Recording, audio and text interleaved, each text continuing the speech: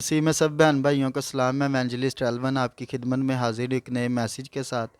آج کا جو ہمارا میسیج ہے وہ ایک کلام مقدس میں سے عورت کا کردار کے دوسرے حصے میں سے آج ہم جانیں گے دبورہ کون تھی.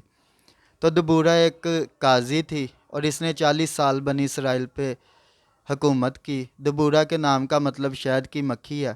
اس کی کل عمر 87 سال تھی اور یہ بنیامین کے گھرانے سے تعلق رکھتی تھی. خداوند نے دبورہ کو اسرائیل کی خدمت کرنے کے لیے چنا اور ان کی رہنمائی کرنے کے لیے چنا.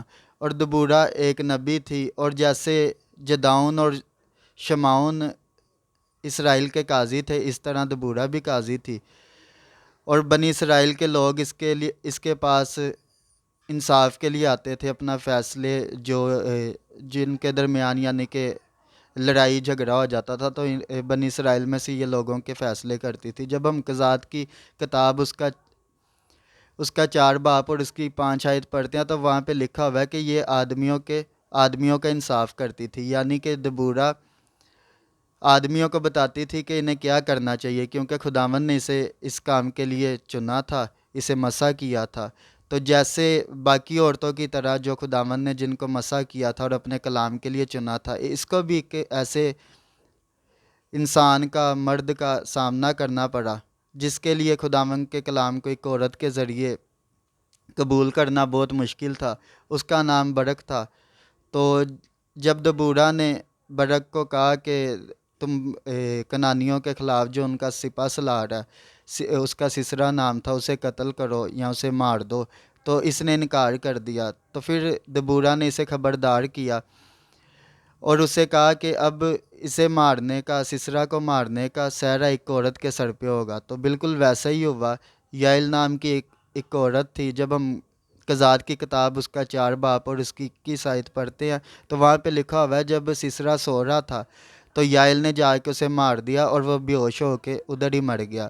تو جب وہ مر گیا تو اسرائیل میں بڑی خوشی منائی گئی. پھر برق اور دبورہ نے خداوند کی ستائش کے لیے ایک گیت گایا اور اس گیت کے کچھ مصروں میں یائل اور دبورہ کی تعریف کی گئی. اس طرح پھر برق جو تھا وہ دبورہ کی خدمت پر ایمان لایا کہ ایک عورت کو خداوند نے اپنے کلام کے لیے چنا اور اسے نبیہ مقرر کیا.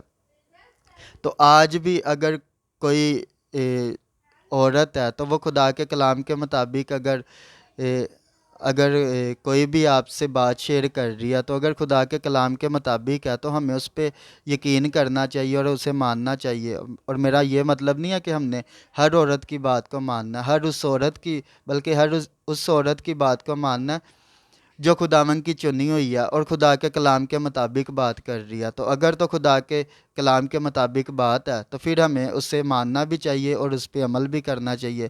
اگر خدا کے کلام سے ہٹ کے بات ہے تو پھر ہم نے ایک دم سے اسے ذلیل نہیں کر دینا، بلکہ اسے خدا کے کلام کے مطابق بتانا ہے کہ یہ چیز ایسے نہیں ایسے ہے، اور اسے موٹیویشن دینی ہے کہ آپ اس چیز کو اس طرح پیش کریں گے تو وہ اچھے طریقے سے آپ خدا کے کلام کو سنا سکیں گے. تو اگلے اس کے تیسرے حصے میں آپ کو بتاؤں گا خالدہ کے بارے میں کہ خالدہ کون تھی. خداوند آپ کو اس کلام کے وسیلے سے برکت دے اور اپنے جلال میں، اپنے مسح میں بڑھاتا جائے. میسیج اچھا لگے تو شیئر کریں، کمنٹ لازمی کیا کریں، اور اگر چینل کو سبسکرائب نہیں کیا تو سبسکرائب کر دیں. تب